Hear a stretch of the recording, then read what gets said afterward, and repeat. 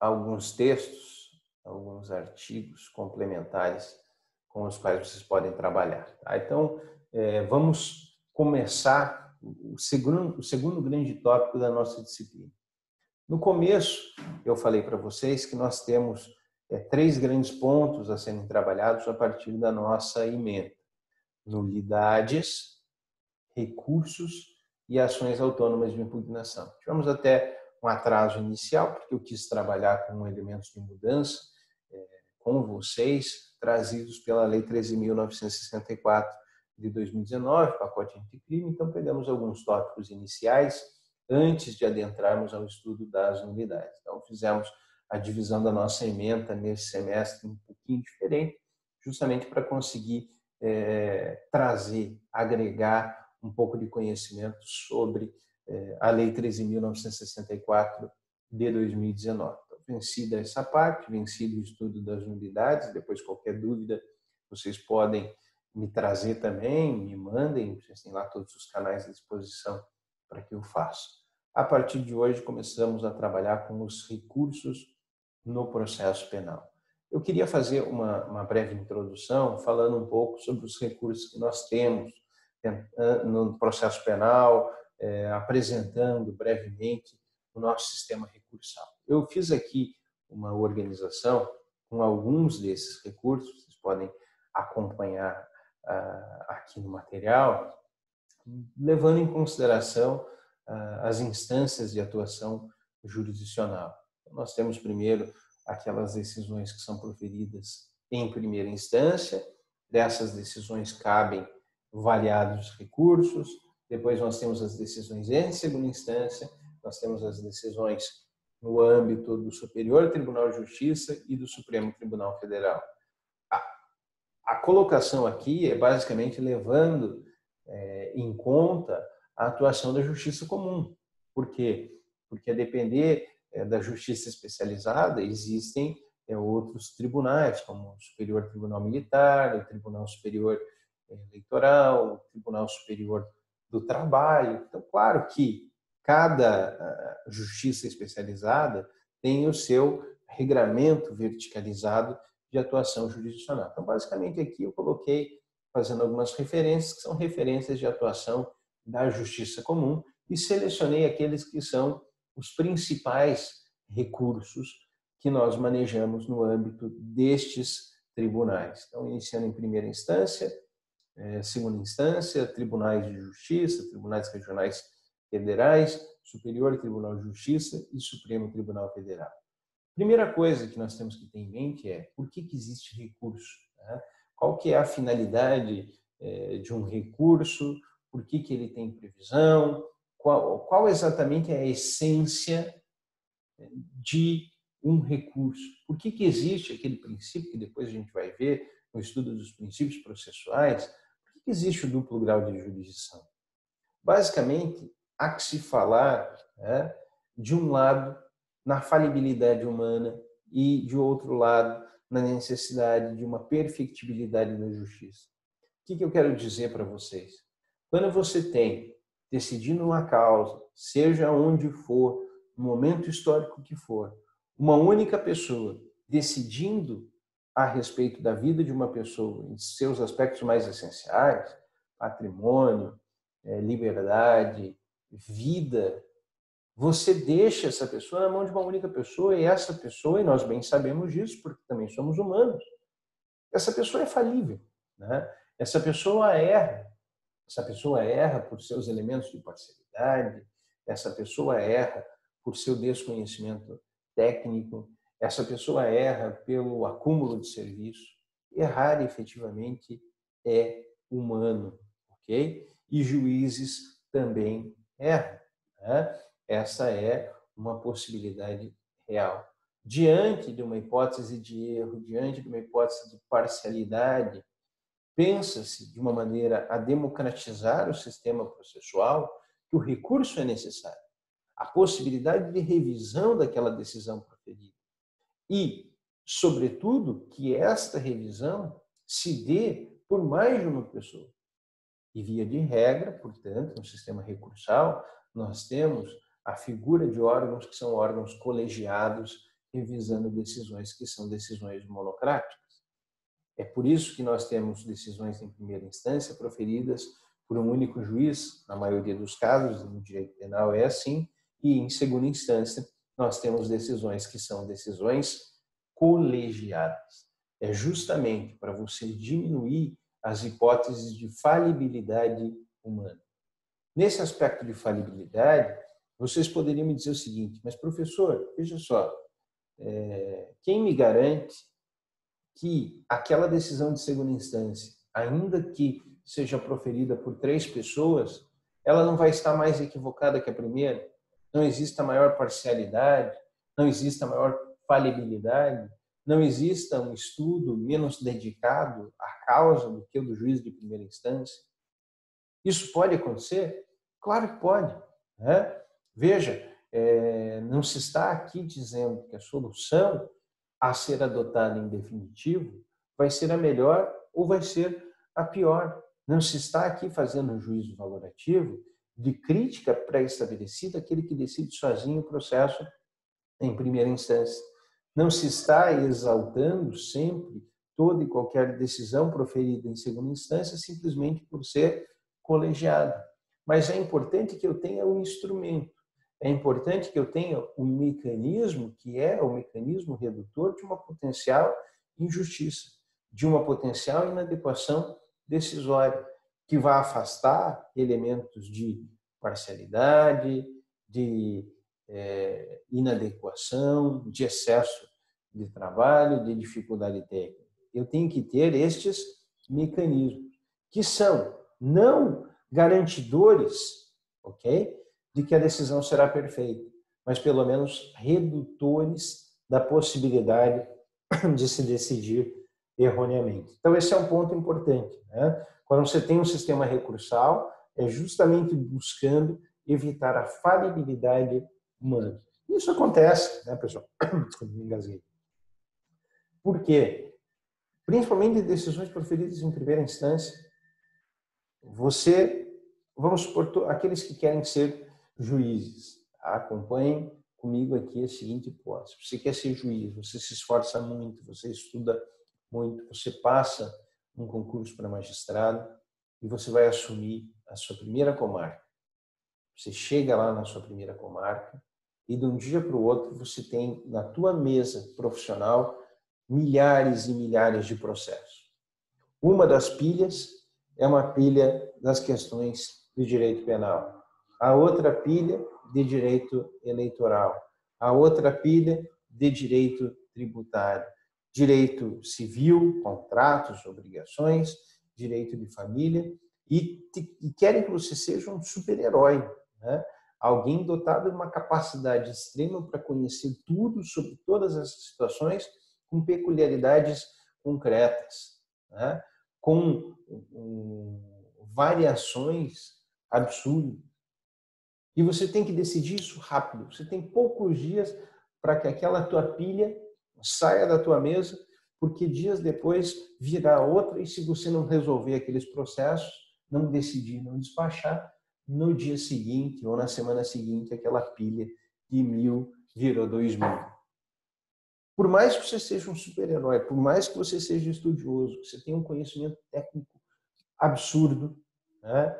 Há a possibilidade de que em um ou outro processo você cometa um erro por cansaço, por não conhecer tão detalhadamente todos esses variados pontos que são levados ao teu conhecimento. É evidente que isso pode acontecer. É mais do que evidente.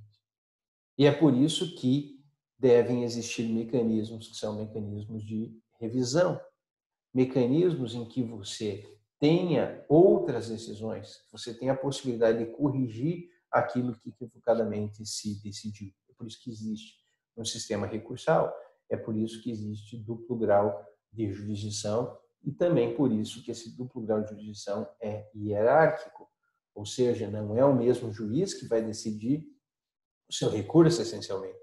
Por mais que em alguns ele possa decidir para perfectibilizar a sua decisão, como no caso de embargos de declaração, ou para rever meritoriamente o seu posicionamento, naqueles casos em que é possível um juízo de retratação, como há no recurso em sentido estrito, mas essencialmente os recursos eles são destinados a um órgão hierarquicamente superior, tá? E além de corrigir elementos que são elementos de falibilidade, o recurso também serve a uma perfectibilização da jurisdição, da resposta jurisdicional, da entrega jurisdicional, né? O que faz o Poder Judiciário? O Poder Judiciário é provocado a uma resolução de conflitos. E quando ele profere a sua sentença, ele entrega a jurisdição.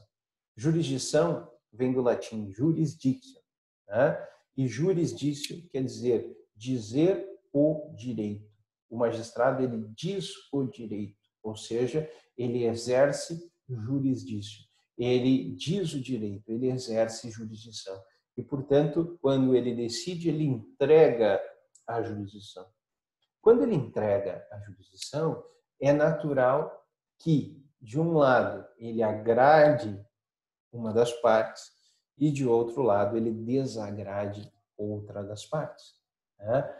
Há sempre alguém que não vai concordar com aquela decisão proferida, alguém que vai discordar daquela decisão proferida. E por meio de um efeito devolutivo, que são efeitos devolutivos que nós temos nos recursos, essa jurisdição será devolvida para que haja uma reapreciação daquilo que foi decidido no primeiro momento. Por quê?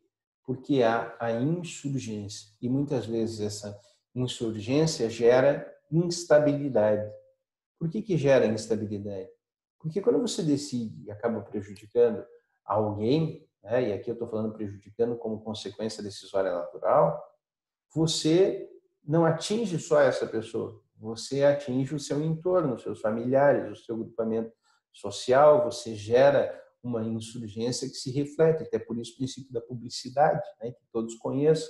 Muitos vão concordar e muitos vão discordar daquela decisão. Então, toda decisão, ela gera uma insatisfação. Toda decisão, ela gera uma insurgência. Dificilmente você vai ter uma decisão que não gere essa insatisfação, que não gere essa insurgência.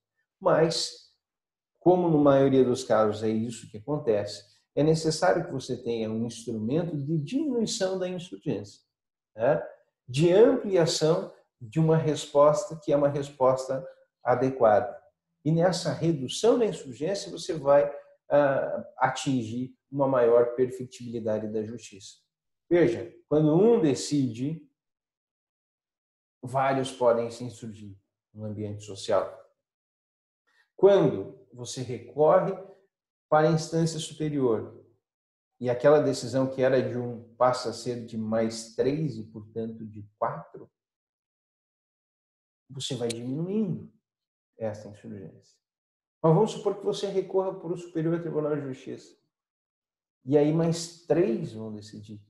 E depois o Supremo Tribunal Federal e mais 5 vão decidir. Se percebe que você vai somando decisões que corroboram aquela primeira. E a insurgência tende a diminuir. Ela não vai deixar de existir, ok? Ela continuará lá. Mas aqueles que estão no entorno, aqueles que esperam uma resposta, que é a resposta decisória, terão uma dificuldade maior para se insurgir e para dizer que há uma perseguição, para dizer que há ali um direcionamento da justiça, quando, ao invés de uma pessoa decidindo, você tem mais de uma dezena. Então, uma das funções dos recursos é diminuir essa insurgência, levando a uma maior perfectibilidade da justiça. Veja que estamos trabalhando aqui, pessoal, em campo ideal, né? Estamos trabalhando num campo de dever ser e não num campo do ser. Muitas vezes você vai ter decisões que passam por variadas instâncias e de perfeitas não tem absolutamente nada. Mas quando você vai intuir um sistema recursal, vai estabelecer objetivos para esse sistema recursal, buscar uma maior perfectibilidade da justiça e uma diminuição da falibilidade humana na tomada de decisões, isso é da essência, portanto, do sistema recursal, ok?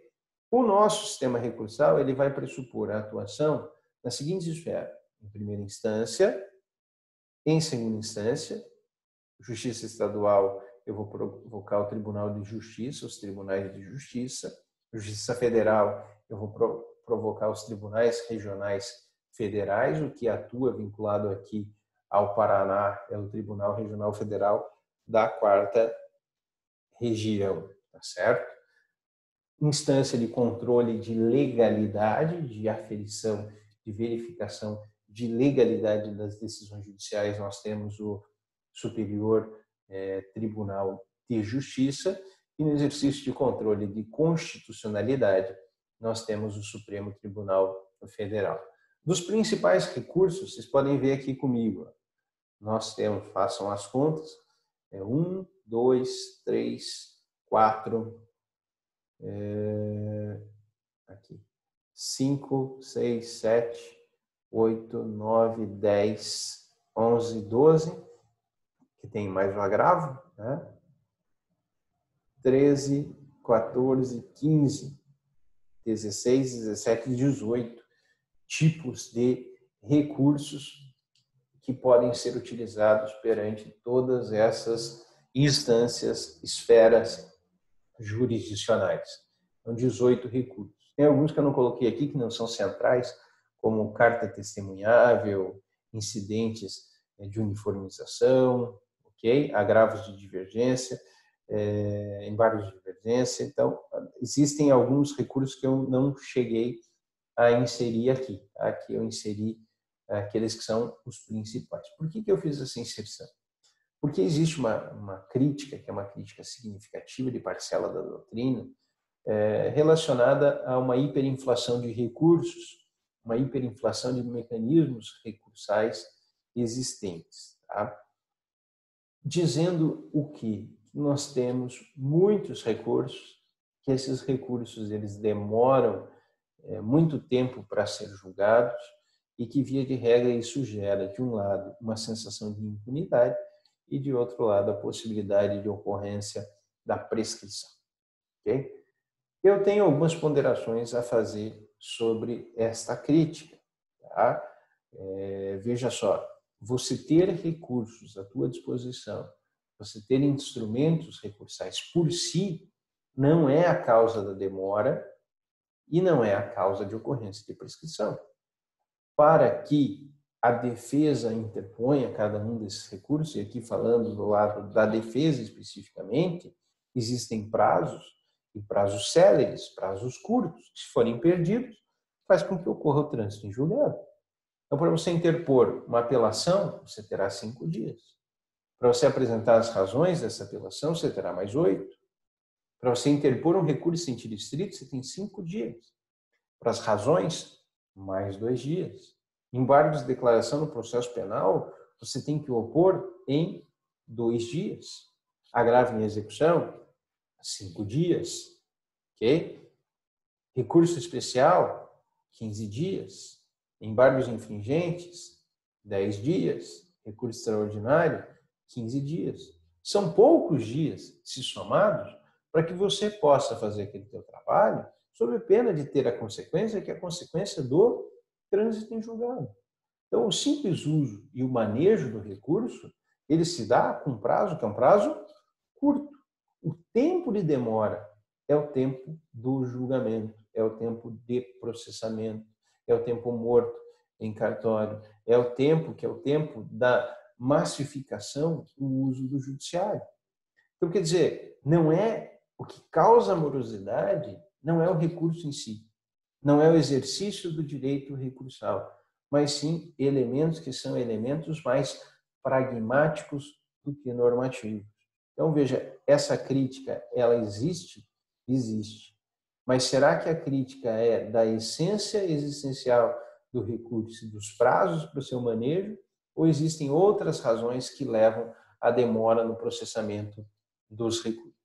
E o segundo ponto que eu, pelo menos, utilizo para contradizer, para apresentar contra-razões, vamos colocar assim, a essa crítica de uma inflação de recursos no sistema recursal, é dizer o seguinte: qual recurso desses eu posso daqui tirar? Qual que se mostra excedente? Qual que qualquer parte nunca tenha utilizado, seja defesa, seja Ministério Público? Será que tanto defesa quanto Ministério Público não se valeu de todos esses recursos aqui, a não ser os embargos infringentes que são exclusivos da defesa? Os demais, será que as partes não utilizaram ele em uma ou noutra situação? Será que recorrer da sentença é necessário? Eu preciso da apelação. Será que recorrer de decisões interlocutórias que atinjam em cheio uma das partes não é necessário? E aí eu preciso de recurso em sentido estrito. Agravo em execução eu tenho que ter, porque é o único recurso que se tem à disposição na execução.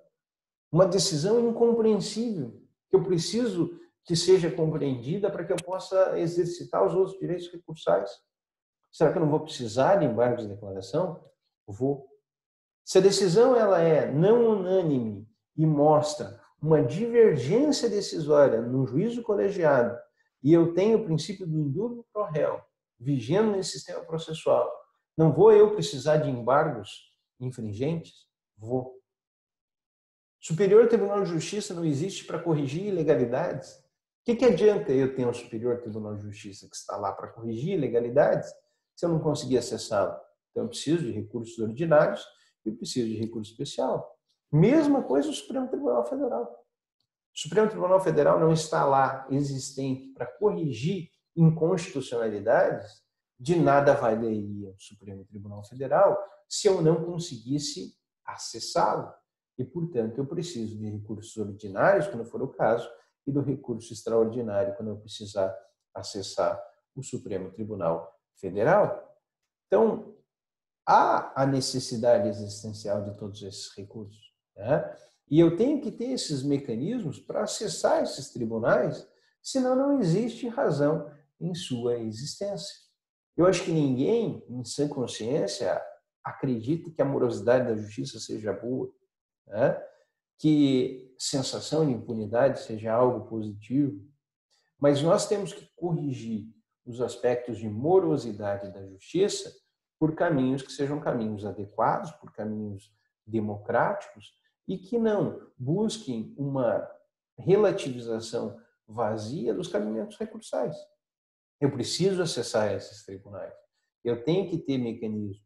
E quando há uma trava, eu preciso de um mecanismo de subida. Exemplo, recurso especial não foi admitido na origem. Mas quem tem que dizer, quem tem que dar a última palavra para dizer se vai ser admitido ou não, é o tribunal para quem eu estou recorrendo. O Superior Tribunal de Justiça. Então, eu vou precisar de um agravo para fazer subir o recurso especial.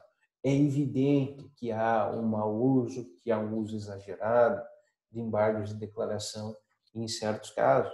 Quando existe um embargo de declaração em cima do embargo de declaração, em cima do embargo de declaração, mas também, por vezes, há a negativa de alguns tribunais em julgar aquilo que você está provocando, em analisar aquilo que você levou, pleiteou por meio dos primeiros embargos. E aí você tem que repetir por meio de outros embargos. Então, por mais que exista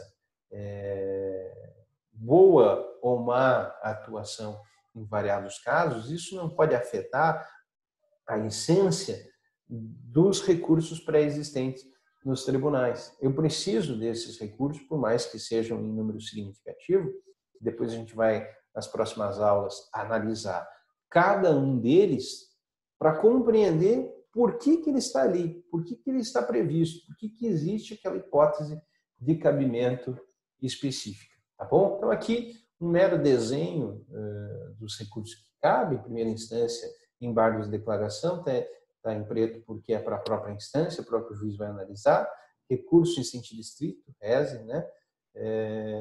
Apelação, agravo em execução, segunda instância, nós teremos aqui embargos de declaração, embargos infringentes, agravo regimental, recurso ordinário, recurso especial, mais agravo para subida de recurso especial, recurso extraordinário, mais agravo para subida de recurso extraordinário. No âmbito do Superior Tribunal de Justiça, embargos de declaração, agravo regimental e interno, depois você vai entender o porquê disso, novos recursos extraordinários, embargos de declaração supremo, agravo regimental e interno, embargos infringentes. Então, todos esses são os recursos que nós, ao longo desse semestre, vamos analisar. Sem adentrar na aula de hoje, porque a gente já está se encaminhando para o final, mas só para vocês verificarem aqui um tópico, existem princípios que regem esse sistema recursal. Estes princípios aqui, nós vamos estudá-los na próxima aula. Então, são eles, se quiserem já pesquisar, depois eu posso sugerir um material de leitura para vocês, mas são os princípios do duplo grau de jurisdição, non reformatio impejus, taxatividade, fungibilidade, voluntariedade e unirrecorribilidade. Esse será, portanto, o tópico da nossa próxima aula. Se quiserem já estudar, já analisar os aspectos variados, na próxima aula a gente dá continuidade. Tá bom? Pessoal, fico à disposição agora de vocês para o esclarecimento de eventuais dúvidas. Veja que eu só fiz aqui uma pincelada do sistema recursal, uma apresentação inicial. É na próxima aula que a gente vai adentrar mesmo com profundidade ao sistema de recurso e vai fazer a análise desse sistema recursal, começando pelos princípios, depois tentando entender aqueles pressupostos que, via de regra, tem que estar presentes em todos os recursos e depois estudando recursos em espécie. Então, na próxima aula, nós vamos trabalhar com os princípios e os pressupostos recursais e nas aulas seguintes já vamos estudar, portanto, os recursos